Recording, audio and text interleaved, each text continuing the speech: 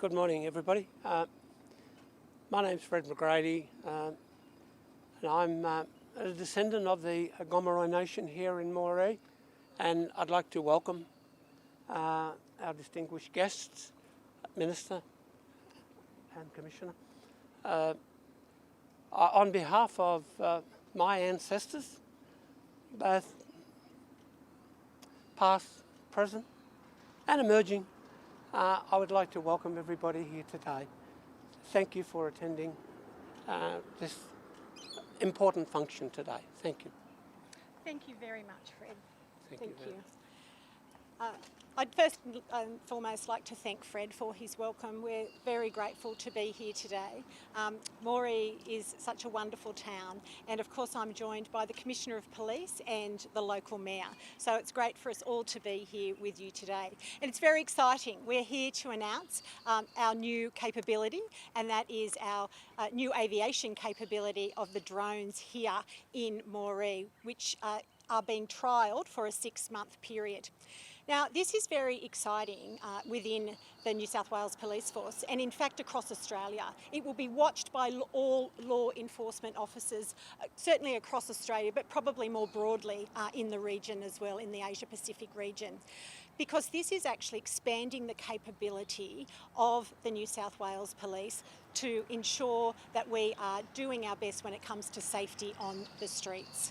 This is yet a further capability to what police are always trying to do, and that is to prevent crime, to try to make sure that we are responding appropriately, and in this case it is very, very timely. We know that these drones have the capacity, unlike our other air wing capabilities, our planes and our helicopters, because they are obviously a lot more agile. They launch from the roof here in response to an emergency call, and they are able to feed back that live information both to the central monitoring at our aviation wing in Bankstown and also here to our officers on the ground.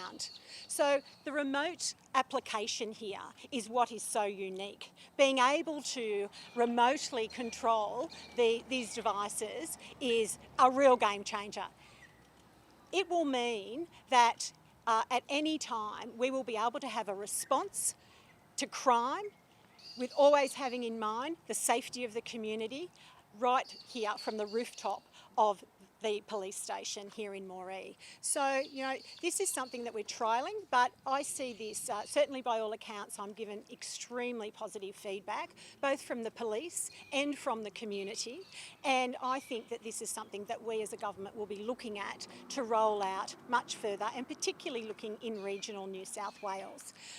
But I just want to make it clear, it is a trial at the moment, and we are only actually using this capability here in Moree.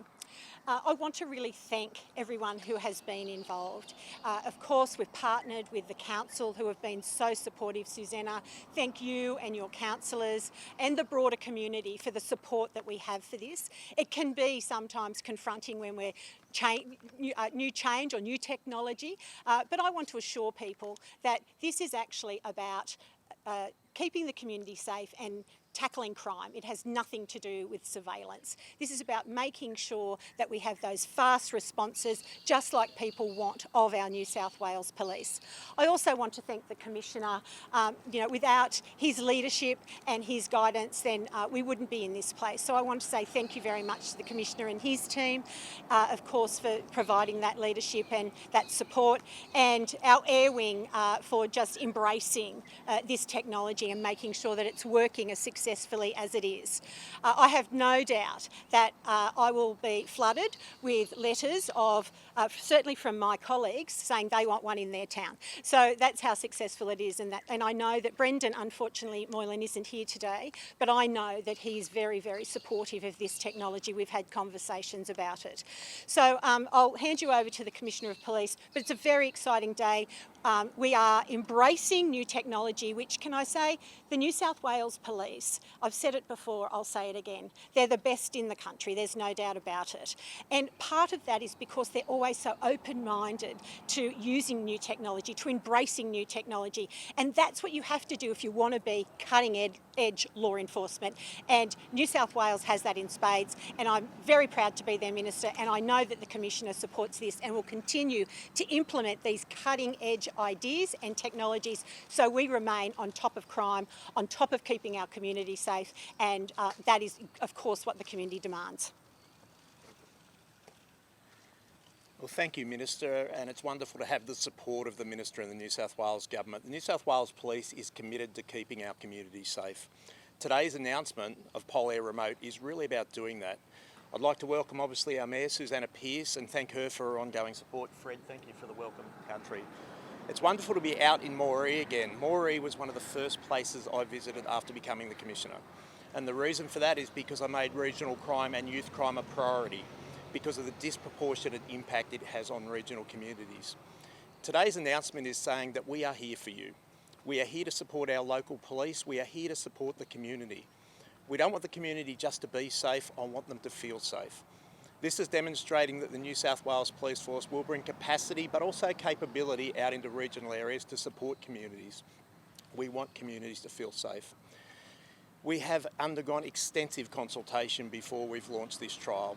We've spoken to many community groups, we've certainly spoken to the Mayor, to the Business Chamber, to understand what may be of concern. We've tried to allay those. Can I be really clear, what we are launching with PolAir-Remote, the use of remotely piloted aircraft, is entirely consistent with what we do with manned aircraft. So whether it's helicopters or planes, being able to respond quickly to crime, being able to prevent crime, being able to relay information to officers on the ground so that they can keep the community safe is exactly. But we know Moree is a long way from Sydney. We need to make sure we get this capacity out to the regional areas. This trial will demonstrate, I am sure, that where we have that capacity, we can assist to reduce crime in regional areas. It is a really exciting time. Over the period of the trial, but we do invite comments back from the community. We want to understand what you see, and if there are particular issues in the community or any particular questions you have about the trial, please let us know. That was the purpose of consultation in the first part. That will always be the purpose. But my commitment, the commitment of the New South Wales Police Force, is that we want to keep the community of Moree safe. We want to keep all regional communities safe. By running this trial, we can determine whether to scale up this program to make sure that we do keep our community safe. Thank you. Thank you, everyone. Thank you, Councillor Fred, Uncle Fred, for your lovely welcome to country. And a very, very warm welcome to both Minister Catley and Commissioner Lanyon. We're really fortunate in this community that we've had a really strong relationship with police, and we have felt really well supported. Moree is a fantastic place with a bunch of locals who care deeply about it and have for too long wanted better in terms of crime. We're similar to lots of other rural areas where we do have a higher crime rate, and our community has been fed up with that. But we are absolutely delighted that the Minister, the Commissioner have all heard our cries and are responding. So this investment in our community, in the safety of our people, is absolutely welcomed. In fact, there are community members who will tell you that this wasn't in fact police's idea. There are community members who will tell you that they've actually been suggesting that drones would really help here on the ground for years. And so I know that this has been identified not just by community members, but also by our force here in Moree. And it's just wonderful to see that, you know, this innovative approach is being taken in our community. At the end of the day, what our community members want is what anyone wants in any community that they live in. They want to feel safe in their homes. They want to feel like there's no threat to them, and they can go about their day-to-day lives in Moree, loving life and living it to its fullest. So we are absolutely grateful for this investment. We've had really positive feedback from our community members. When they see a drone go up in the sky, it actually, they get a bit excited, and they know that actually that's a sign that, you know, that the force is working to protect our community and to look after our community. So We are very grateful. We're really excited about the positive early signs that, these are actually helping the police in their day-to-day work. It has helped with a recent break and enter. That's really fantastic news. We can't wait to see what it brings over the full life of this trial, and we hope that it continues in our community. We're happy to take questions. Can I ask some questions to the Commissioner? Yes, of first, course. if that's okay? Commissioner, what about this trial makes it an Australian first? We've seen trials in WA that do this search and rescue response or responses to other crimes that have already been reported. So what exactly about this is unique? So we've worked very closely with CASA to make sure that we meet the regulations. When I said before, we've got an air operator certificate for our remotely piloted aircraft. What makes this unique is we are making this part of everyday policing. We have a fantastic group of officers out at Moree. They do a brilliant job all day. This is about making sure that they have the best information to make decisions. They have the best information either to prevent, to disrupt, or certainly to respond to crime. So if someone commits a serious offence, I think most community members would expect that the police would have the best information possible and the best resources to make sure they can make an early arrest. That is really what today's announcement makes. We are the first jurisdiction in Australia who has followed this through into a significant trial where we are bringing it into reducing crime. I'm intrigued by the preventative nature of the trial, and certainly in the Mayor's announcement of the trial there was a lot of terms thrown around like proactive policing, covert surveillance. Will this be, when you say out in everyday policing, is this flying over the town and just watching? What does that mean? No, it's not, and I think the Minister made this really clear. This is not about surveillance. It is the ability to be able to access, put up a remotely piloted aircraft for an emergency, whether there is an operational matter, so for example a break and enter, a stolen motor vehicle, a robbery. This is about having the timely capacity. We know in Sydney we would have a helicopter up above. We can't always get a helicopter out to Moree in time.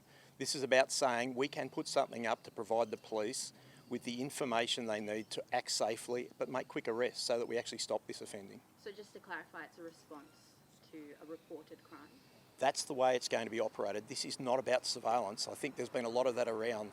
The way that we will use these is exactly the same way that we use manned aircraft. Whether it's helicopters or planes, we use them for the same purpose. This is not about looking at individuals. Why was Moree selected as the first location? What made it the perfect candidate? I think I was pretty clear before. It was one of the first places that I came out to. There had been a number of serious crimes out here. They have a disproportionate impact on a community like Moree. We needed somewhere to trial this. It is well remote to Sydney. It's the perfect location to test that it works. I think the Mayor spoke before that as setting this up, we've already proven the success of it. We managed to locate a stolen car behind the river where we otherwise may not have found it. This brings a great capacity. It enhances our police officers out here. Our police officers do a brilliant job in Moree each and every day. This is about making sure they can do better, but it's about making sure the community feels safe.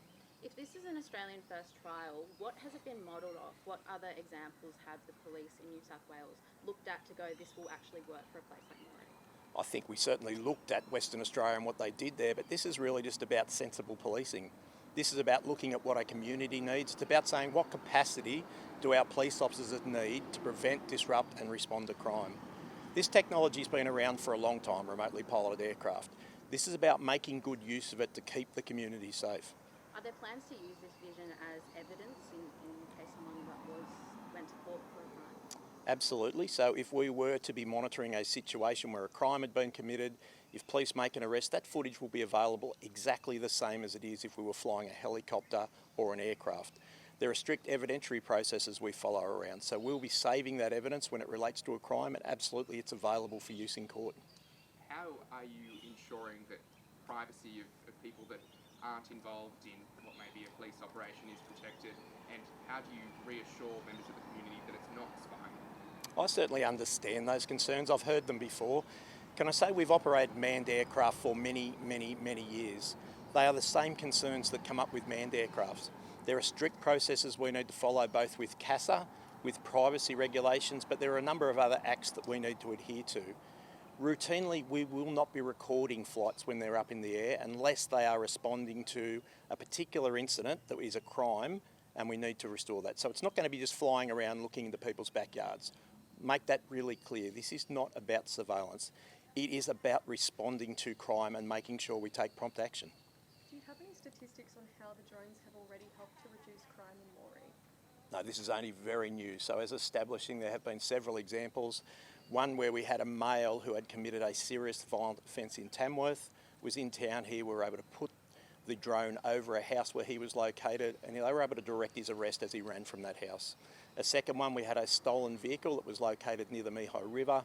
We were able to locate that vehicle and recover it quickly. So they're just examples. And what are the drones actually capable of? What are some of their features, like the thermal cameras, the speaker, that kind of thing? Oh, they just provide a great sense of vision for us. So it allows the remotely piloted aircraft operators to provide timely information to our police. As you know, a number of the incidents we respond to are dangerous. They also enable us to actually reduce the potential, the potential injury that can happen out of pursuits, so that we know if we've got a stolen car, I would prefer to have a drone over the top of that stolen car, which reduces the need for police to have police vehicles behind it. This is all about safety. This provides a different set of eyes. It means that we don't need to be as close, but we have timely information to keep the community safe. As you mentioned, this would be used to identify people and be used as evidence. How will you make sure that this technology doesn't disproportionately impact Indigenous communities in Moree? I'd say exactly what I said to you before. This is about preventing, disrupting and responding to crime. So when they are being deployed in response to a crime, it's not targeting any part of the community, it's targeting offenders, it's targeting those who've committed crimes. And in terms of how quickly these drones can actually be deployed to situations, how fast are they? And where will they actually be used? Will they be used throughout the entire region? Yeah, without going into specifics of their range, I can say that they can be up in the air within a minute or two. They are very quickly deployed, and that's the advantage of them. Even in a city area, we can't get a helicopter that quick unless it's up in the air. This is about making them in a timely manner available to our police to provide information to allow us to respond. How will you measure the success of this trial, and when will it be reviewed? It's a 6-month trial, so absolutely evaluation is a really big part of this, because we need to justify what we do and determine whether it really is a successful strategy going forward. We'll be looking at response times, so how capable police are able to respond to crime, obviously directed by a remotely piloted aircraft, allows us to be far more targeted in the way we do it. We'll obviously look at crime statistics, but on their own, they are not a sole indicator of how successful it is. We'll be looking through a range of metrics, but obviously getting feedback as well from the community. So what are they seeing? Perception of fear is a really key metric for us. So what the community are feeling. If police are making arrests in a more timely manner and reducing the number of crimes, that obviously keeps the community safe, but makes them feel safe too. After this trial wraps up, what are some of the next regional areas that could be considered to have this technology implemented? That's very early. It's obviously premature. This is a trial that we'd like to do in isolation. We're very much testing the capacity, how well it fits into normal policing operations. Depending on the success, the evaluation, obviously then we would look at areas that could benefit most from it. This is really about bringing capacity out into regional areas to reduce crime. Could we see these drones in Sydney one day? Potentially. The challenge obviously down there, it's very much a build-up area. We have to work very closely with our regulatory authorities. So CASA have very strict rules. We've worked closely with CASA to develop this trial. We continue to work with CASA. Could have this technology helped with a manhunt like we're seeing with Julian Ingram, particularly in rural and remote areas? Absolutely. And I mean, that's the idea of having this here. So if we had a report of an incident like we had in that occasion, and I won't go into the details of it, but as you're aware, if we could have got a remotely piloted aircraft up above that situation very quickly, it would have guided police officers. Is there a privacy policy for this trial? There's an overarching privacy policy, but there's also guiding legislation that enables us to do certain things. So we are complying that as part of the trial. We've been through all of that. We've had legal advice in relation to the way that we'll do this. I've been really clear before, this is not inconsistent with what we do with manned aircraft. We are following the same rules as we would to ensure that we govern privacy. So are there scenarios where a warrant would have to be taken out? Like when you talk about the guidelines, one of them would be the Surveillance Devices Act. Would this still fall into that act where a warrant is needed to be taken out? It absolutely could. And if that was the case, then we would comply with that legislation as required. And what is the total investment in these drones? Well, this is only a trial. We've basically put forward approximately $100,000 to get this up and going. If I put that into context, It costs about $4,500 an hour to fly a manned helicopter. So in terms of a trial, it's a small investment for what we would say will be a huge benefit for a community. And how many drones are currently being used and trialled? For this trial, there's 2. The manufacturer of the drones, DJI, falls under Chinese national intelligence laws. Has the security risk that could potentially be posed by these drones been considered, given they could attend some very sensitive situations? We follow the New South Wales procurement policy. I think drones as aircraft, there are rules around procurement. We follow the procurement guidelines to do that. There are strict rules about the way that we maintain evidence and information we get from the cameras on these aircraft, and they'll be maintained. Some questions for the Minister now. If you guys are okay. Well, we do have some more away from the Drones Yes. Commissioner afterwards. Yeah. But we'll just stay on drones for now. Just stay on Good, drones. good idea. That's what I'm here for. If that's okay. I know that you mentioned that yes, this isn't about surveillance, but I've done some research in the communities and across certainly legal experts across Australia who have raised concerns about privacy. What would you say? Are you concerned at all about how generalised surveillance technology like this, even if it's not being used as surveillance, could backfire and undermine public trust, particularly in police? I think it's really important to put this in this frame. Our air wing has our planes, our helicopters, and now it has another capability, and that is drones. They are all run the same. Exactly that what applies to our fixed wing, to our rotary wing applies to our drones. And I think when we put it in that frame, it will ease people's fears. We are not doing anything different than we're already doing. That's the reality of it, except the response time is quicker. We've just been described. It's way cheaper. Way cheaper.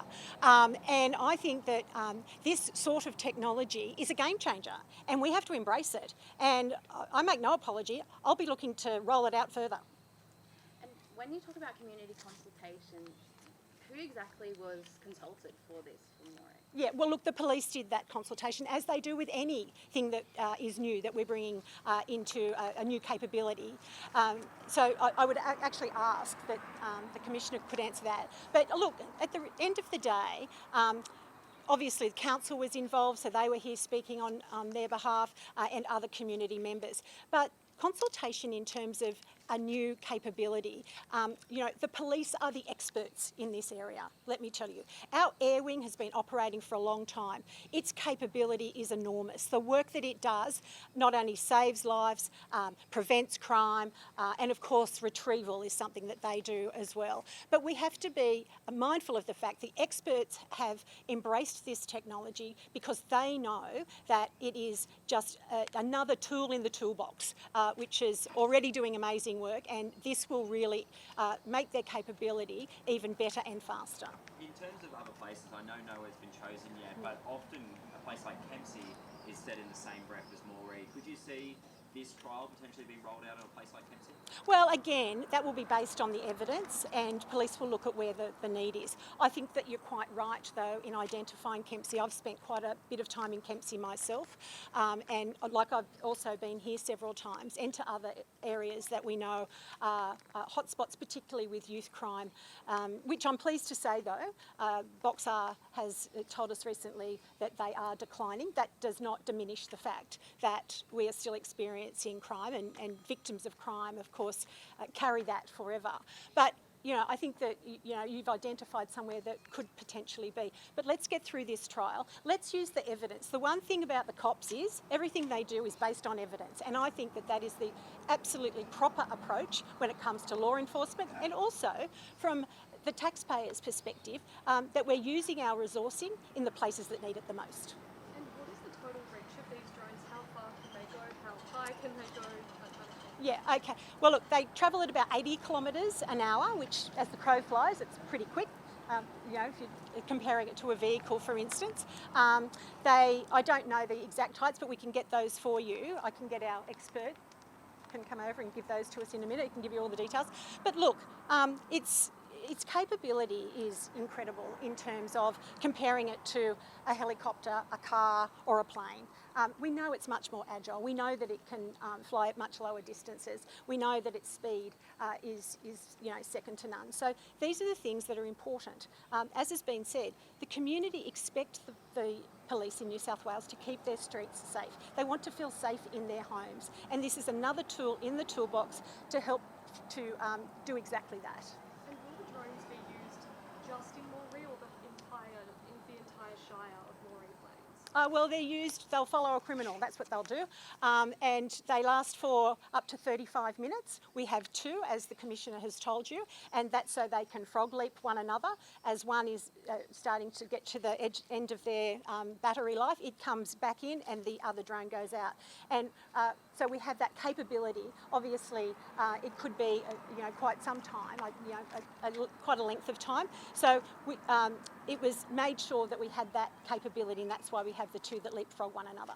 And what's the beauty of the thermal cameras as well for people who might not know what they actually are used for? Well, it was described to me just earlier that if we had a drowning, for instance, in the river, the thermal capability would be really helpful in being able to locate that body. Look, I think, as I say, we've got exactly the same capability on our rotary wing and also our fixed wing. So look at it in that frame. What you see on them is exactly what we have on this. It also has the capability of sending out messages, verbal messages, which is also important too. And this investment in the drones, will it come alongside continued other resources for places like Moree of police on the ground and even the PolAir chopper in the air? Well, look, let's let the trial finish first. I think that I feel very confident that it's going to be successful, and we'll need to look at where that investment, need to look at how we're going to roll that out. Other? Can we move on to other topics? Yep. Yes. Whether the Minister or the Commissioner want to answer or both, I'm happy. Hospital escapees have allegedly killed 3 people in separate incidents over the past few days. How concerning is that for police? Well, it's concerning for the community generally. And firstly, can I just say to those families who have lost family members, our heart goes out to you. These are horrific crimes, absolutely horrific. And I just want to say a thank you to the police. They, of course, are at the end of these crimes, and they have witnessed, once again, some pretty horrific scenes. And I will make sure that they are looked after because, you or I don't ever, are never in a situation where we do that, and police do this day in and day out. So I want to say thank you to our police for being there at the end of those crimes. And Commissioner might like to say something as well.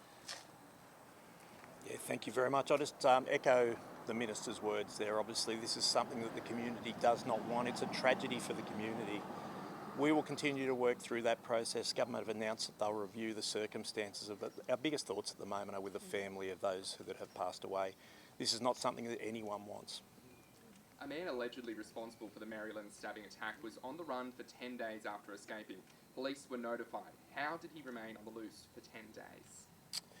Police put a lot of resources into finding him. We made a lot of inquiries in terms of contacting relatives, working through associates. It's not always easy to find someone who doesn't want to be found. I think we will work through that as a process. Can we say that the person is now in custody and will be before the court? And people are blaming a mental health system failure, but are police partially responsible too? That's not something I'm going to comment on at the moment. The third threatening letter was sent to a Lakemba mosque yesterday. Have you seen the letter, and what support is police offering the Muslim community, especially at the start of Ramadan? I have seen the letter. The local police have actually been there and spoken to those at the mosque. We've taken possession of it and we are investigating it.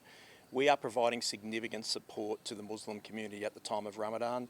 Operation Shelter, which you are all aware of, we have a significant number of police being deployed around the metropolitan area, will provide support, as well as the local police area commands. So this was asked before, I didn't hear a name. Where is the investigation into North Rideman Chris Bagzarian up to? It's still ongoing. Can I say every resource of the Robbery and Serious Crime Squad has been put into this matter. It is completely unacceptable. I can't think of anything more frightening for a family, anything more devastating for a family than to be without their 84-year-old relative. We have plead and will continue to plead that those that took Mr Bankstown return him somewhere safely. He requires medication. Do the right thing. Think about the morality of it. Please return him. You have taken someone by mistake. Return him. Sorry for interrupting. How would you describe the actions of a criminal gang kidnapping an innocent retiree from his bed? It's a disgrace. I've been really clear with that. That's the insidious nature but of organised crime and some of the crimes we see at the moment. There is a complete disregard for the safety of members of the community.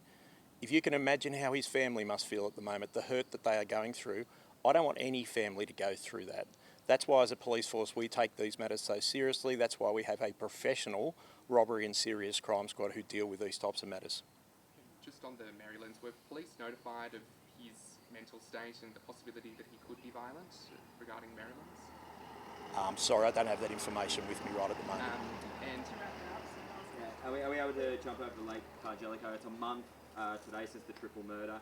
Can you please give us an update on the search for Julian Ingram? Have there been any more credible sightings or any information that he's being assisted by people in the community? We are continuing to work closely with the community. The police still have resourcing in place. We are focused on bringing Mr Ingram before custody. At this stage, we do not have a reliable sighting recently, but we're continuing to work on that. Our job is to support the community. I want the community to feel safe. We are committed to finding Mr Ingram and putting him before the courts. And do police believe he still might be around Mount Hope? That's probably not something I'd speculate on at the moment. We are working very closely with the community using a range of different types of investigation techniques to try to locate him. Thanks ladies and gents.